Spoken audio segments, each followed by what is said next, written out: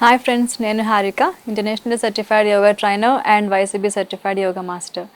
ఈరోజు మనం ఉజ్జయివి ప్రాణాయామం గురించి తెలుసుకుందాం. ఈ ప్రాణాయామం హార్ట్ ప్రాబ్లమ్స్ ఉన్న వాళ్ళు, హై బీపీ ఉన్న వాళ్ళు, అలాగే వెర్టిగో సమస్య ఉన్న వాళ్ళు చేయకూడదు. ఈ ప్రాణాయామం కపాలభాతి, భ్రస్తిక, అనులోమ విలోమ ఇలాంటి ప్రాణాయామాలన్నీ బాగా అలవాటైన తర్వాత మాత్రమే ఈ ప్రాణాయామం చేయాలి.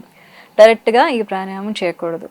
ఈ ప్రాణాయామం యొక్క ప్రత్యేకత ఏంటంటే, ఈ ప్రాణాయామంలో శ్వాస తీసుకుంటాం, అలాగే మన కంఠంలో ఉన్న నరాలని సంకోచింపచేసి శ్వాస వదులుతూ ఉంటాం. ఇది ఒక ప్రత్యేకత ఉంది. కాబట్టి ఈ ప్రాణాయామం ఒక విధానం కరెక్ట్గా తెలుసుకోండి, అప్పుడు నిదానంగా ప్రాక్టీస్ చేయండి.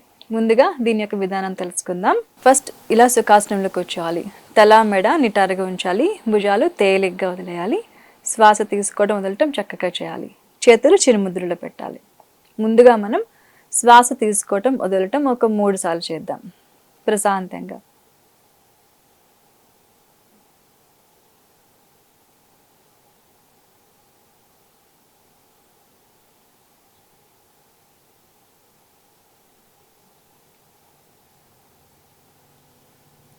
ఇప్పుడు మనం ప్రాణాయామం స్టార్ట్ చేద్దాం. ఉజ్జయి ప్రాణాయామం. ఈ ప్రాణాయామం కంఠంలోని నరాలని వ్యాకోచింపచేసి శ్వాస తీసుకోవాలి. శబ్దం చేస్తూ శ్వాస తీసుకోవాలి, తర్వాత శ్వాస వదలాలి. ముందుగా శ్వాస తీసుకోవడం చూద్దాం.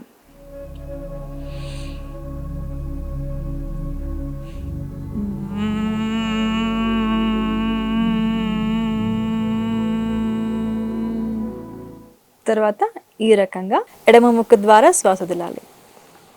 శబ్దం చేస్తూ శ్వాస తీసుకోవాలి. కుడి ముక్కు క్లోజ్ చేసి ఎడమ ముక్కు ద్వారా శ్వాస వదలాలి. మళ్ళీ ఇంకొకసారి చూద్దాం. సుఖాసనంలో కూర్చోవాలి. మెడని స్ట్రైట్గా పెట్టాలి ఫ్రెండ్స్. అలాగే మన మెడ యొక్క నరాలు టైట్ చేయాలి.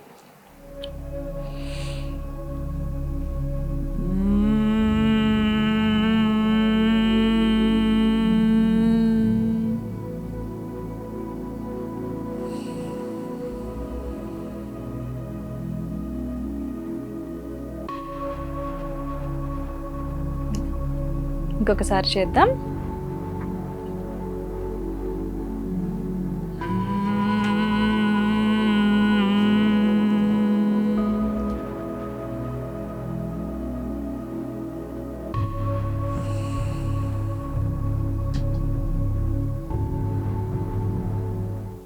ఈ రకంగా ఒక 3 నుంచి 5 సార్లు వరకు ప్రాక్టీస్ చేయండి. బాగా అలవాటైన తర్వాత మాత్రమే 11 సార్లు చేయండి. ఈ ప్రాణాయామం చేస్తున్న విధానం చూశారు కదా. శ్వాస తీసుకునేటప్పుడు మెడ స్ట్రైట్గా పెట్టాలి. కంఠం యొక్క నరాలను వ్యాకోచింపచేసి శబ్దం చేస్తూ శ్వాస తీసుకోవాలి. తర్వాత శ్వాస వదలటం, కుడి ముక్కు క్లోజ్ చేసి ఎడమ ద్వారా నిదానంగా శ్వాస వదలాలి. ఉజ్జయి ప్రాణాయామం యొక్క విధానం అది. ఇది మొదటిగా చేసే వాళ్ళకి చాలా కష్టంగా ఉంటుంది, అలాగే కొంచెం అనీజీగా కూడా ఉంటుంది. కాబట్టి మొదటిగా చేసేవాళ్ళు విధానం ఖచ్చితంగా తెలుసుకోండి, నిదానంగా ప్రాక్టీస్ చేయండి. 3 రౌండ్స్ చేసి విశ్రాంతి తీసుకోవాలి, కంటిన్యూ చేయకూడదు. అలాగే ఆల్ ఆఫ్ సడన్ కూడా ఈ ప్రాణాయామం చేయకూడదు. మనం చెప్పుకున్నట్టు కపాలభాతి, అనులోమ విలోమ, అలాగే పూరకం, కుంభకం, రేచకం, ఇది కూడా మనం విధానం తెలుసుకొని ఈ ప్రాణాయామం చేసినట్లయితే చాలా ఈజీగా ఉంటుంది, ఎలాంటి ఇబ్బందులు లేకుండా ఉంటాయి. ఇప్పుడు ఈ ఉజ్జయి ప్రాణాయామం యొక్క ఉపయోగాలు తెలుసుకుందాం. ఈ ప్రాణాయామం రెగ్యులర్గా చేయడం వల్ల మనకి వాయిస్ అనేది చాలా స్వీట్గా వస్తుంది. మనం మాట్లాడే ప్రతి ఒక్క మాట చక్కగా క్లియర్గా వస్తుంది. ఈ ప్రాణాయామం యొక్క ఉపయోగం, ఫస్ట్ ఉపయోగం ఇది.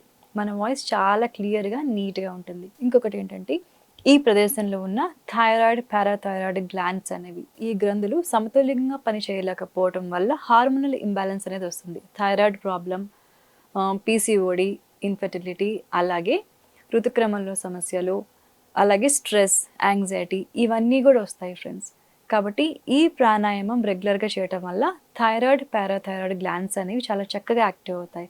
థైరాయిడ్ ప్రాబ్లం అనేది రాకుండా ఉంటుంది. అలాగే ఆ సమస్య వచ్చిన వాళ్ళకు కూడా, థైరాయిడ్ సమస్య ఉన్న వాళ్ళకు కూడా ఈ ప్రాణాయామం చేయటం వల్ల చాలా హెల్తీగా ఉంటారు.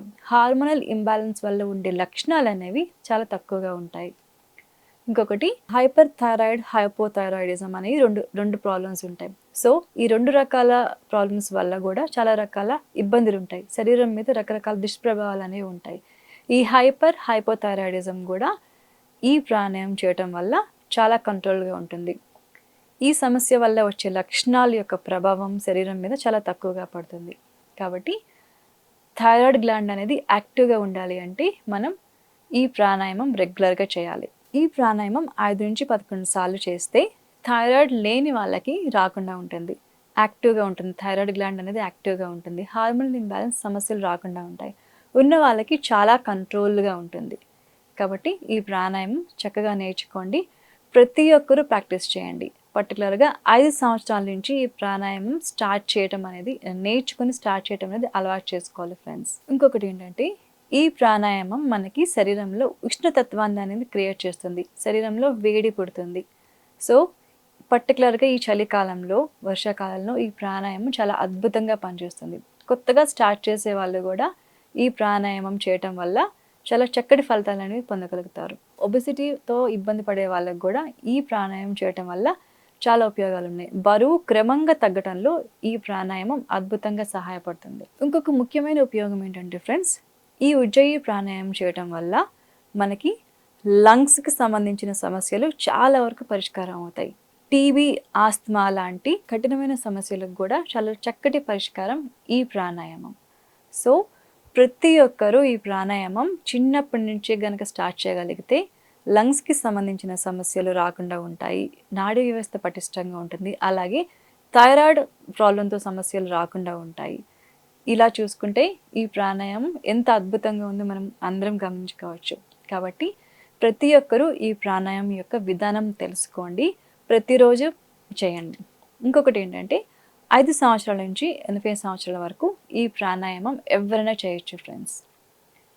మనం ముందుగా చెప్పుకున్నట్టు డైరెక్ట్గా ఈ ప్రాణాయామం ఎప్పుడూ చేయకూడదు.